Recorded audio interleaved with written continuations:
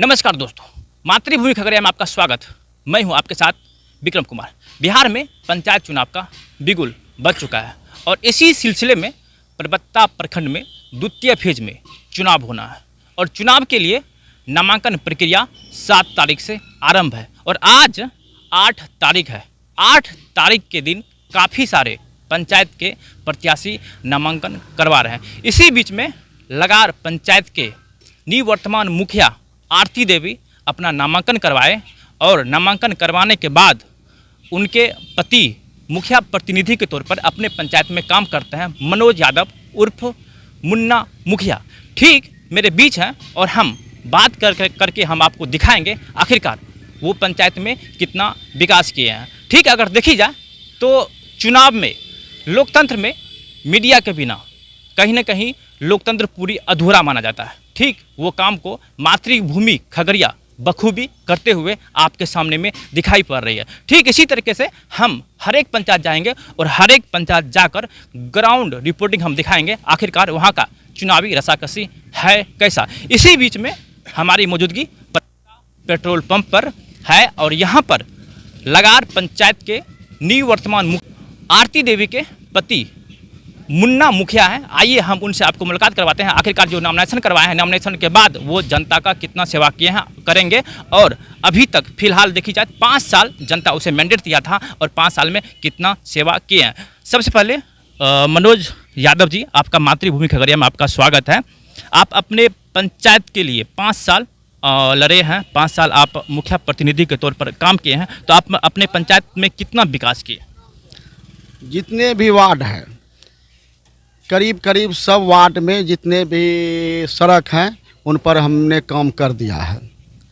उसके बाद वो नल जल योजना भी है, हर वार्ड में हमने नल जल योजना सरकार की तरफ से जो दिया गया था उस पर लगवा करके हर घर में हमने पानी का व्यवस्था करवा दिया है।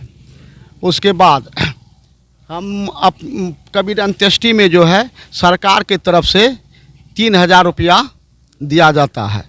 हम अपने निजी कोष से 1500 रुपया हर व्यक्ति को देता हूँ। उसके बाद प्रधानमंत्री आवास में एक भी पैसा का लूट घसोट नहीं होने देता हूँ।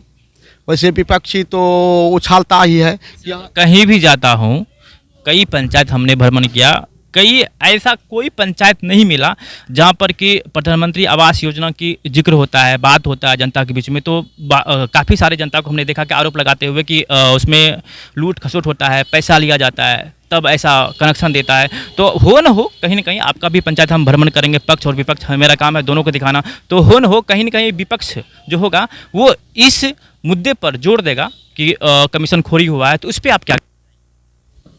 हाँ, मेरे समझ से तो एक भी पैसा कमीशन खोरी नहीं हुआ है और विपक्ष का काम है उछाल करना। आप स्वयं जनता से पूछ लीजिए कि आप लोगों को जो प्रधानमंत्री आवास मिला है उसमें मुखिया कितना रुपया आपसे लिया गया है, वो स्वयं आपको जनता बता देगा। सभी यह बात नहीं है कि जितने भी आदमी को प्रधानमंत्री आवास मिला है वह मेरा निजी ही आदमी होगा, यह कोई ज़रूरी नहीं है। हर आदमी से आप पूछिए, चाहे मेरा पक्ष हो विपक्ष हो, खास करके प्रधानमंत्री आवास में यानी सर्वेक्षण करके दिए हैं, जो लेने लायक रहा है आप उन्हीं को दिए हैं। अगर वोट आपको दिया या ना दिया उससे मतलब नहीं, कोई मतलब नहीं है। जो हमको वोट दिया उनका भी हम मुखिया जी हैं, जो नहीं दिए उनका भी हम हैं। सबको हम एक नज़र से देखे और लूट घसोट होने नहीं दिए। आप स्वयं जाके जनता के बीच जाके संपर्क कीजिए क्या कि प्रधानमंत्री आवास में कितना पैसा आप दिए नहीं दिए, वो स्वयं जनता बता देंगे कि हाँ कहाँ लूट हुआ है या नहीं हुआ है। सर, आपका पंचायत अगर देखा जाए तो गंगा के मुहाने पर पाया जाता है और इस वजह से शायद आपका पंचायत 15 वार्ड मिलकर एक पंचायत बनती है। और करीब हमको लग रहा है जब हम भ्रमण किए हैं बाढ़ ग्रस्त इलाके को, जब हम दौरा करके हम दिखाए हैं तो उसमें लगा कि 5-6 ऐसा वार्ड है, 7 वार्ड ऐसा वार्ड है जो कि बाढ़ इलाके से वो बिलोंग करता है। तो वहाँ के लोगों का, पंचायत वासियों का कहना था कि दीरा इलाका में, लगार के दीरा इलाका में एक सरकारी ज़मीन है, वहाँ पर शायद रिंग बांध है भी, क्षतिग्रस्त अवस्था में है, उनको कहीं ना कहीं बनवाया जाए तो कहीं ना कहीं जो हम लोग अक्सर डूबा करते हैं तो उससे हम लोग को निजात मिलेगा। तो इसके लिए आप कितना आवाज़ उठाए हैं या भविष्य में उठाएंगे इसके लिए? सबसे पहले तो यहाँ हमने उस रिंग बांध के लिए विधायक जी से संपर्क किए। उन्होंने आश्वासन दिए कि ठीक है हम आपका बनवा देंगे, लेकिन मतलब वो नहीं बनवाए। पुनः हम पर डीएम साहब को लिख के दिए, वो भी बोले कि ठीक है अगले वर्ष हम इनका काम शुरू कर देंगे। और मात्र आधा किलोमीटर बचा है जो कि रिंग बांध का ज़रूरी है। अगले वर्ष प्रधानमंत्री अथी से फंड से वो दीरा तक रोड का मतलब मंजूरी हो गया है। मात्र आधा किलोमीटर बचा है, जिस अगर वह रिंग बंद हो जाता है तो 7 और 8 में पानी प्रवेश नहीं करेगा। सर, बाढ़ ग्रस्त इलाके से आपका पंचायत बिलोंग करता है, तो इस बार देखी जाए 2021 में भयानक बाढ़ आया था। ऐसा बाढ़ आया था कि लोग दाना पानी के लिए मोहताज हो गए थे। तो उस वक्त आपने जनता के लिए कितना आप खरा उतरे, कितना आपने मदद किया? जब वो हर घर में पानी प्रवेश कर गया तो हमने अंचलाधिकारी से संपर्क करके सामुदायिक किचन का भोजन का मतलब प्रबंध करवाए, जिसमें सभी लोग खाना खाए। जो छत पर थे उनके लिए मैं पॉलीथीन उपलब्ध कराए। उसके बाद 6,000 रुपया जो प्रति व्यक्ति को सरकार की तरफ से दिया जाता है, हमने पहल करके उनको खाता पर भेजवा दिया है।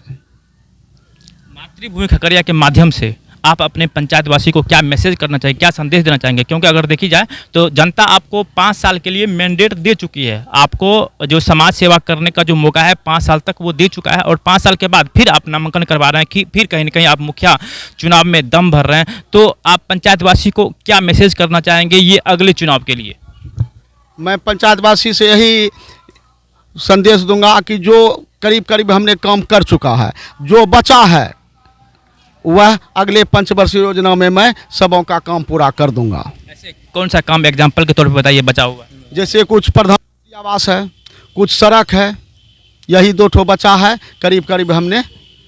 तो इसलिए अगले पंचवर्षीय योजना में निश्चित रूप से हम इनको पूरा कर दूंगा। धन्यवाद सर।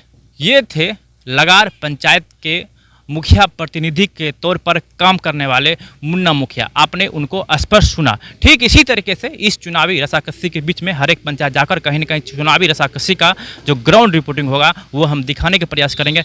इसी तरीके से मातृभूमि खगड़िया पे आप बने रहिए। धन्यवाद।